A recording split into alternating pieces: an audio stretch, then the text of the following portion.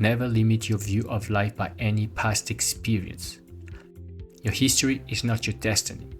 Whatever bad things have happened to you, whatever you have or think you might have, these do not prevent you from living your best life.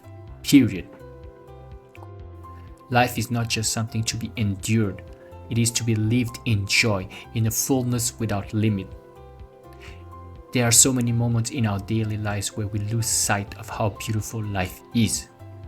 We need to focus on the good, complain less and appreciate more.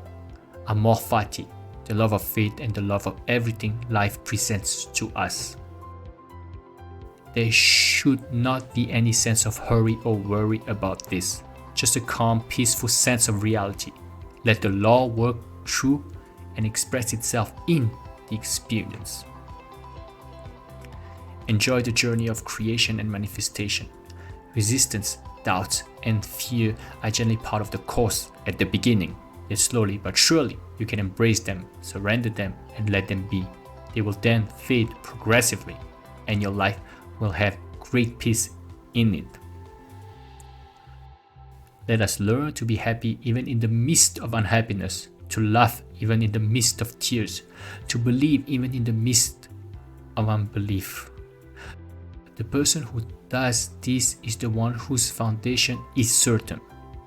They are the one whose thought is firmly centered in the invisible essence of reality and eventually comes to enjoy its abundance of all good things. When everything seems to go wrong in our lives, we can always change our perspective and attitude. We can always choose to let go, be at peace. We can always try to find the good, contentment, and gratitude. The Buddha called this right effort. The efforts should be put forth in the direction of more peace, more love, more compassion, and more wisdom. Expectancy speeds progress. Therefore, live in a continual state of expectancy. No matter how much good you are experiencing today, expect greater good tomorrow. Expect to meet new friends. Expect to have new and wonderful experiences. Try this magic of expectancy, and you will soon discover a dramatic shift in your life that gives full vent to constructive feeling. We can build momentum by focusing on the good.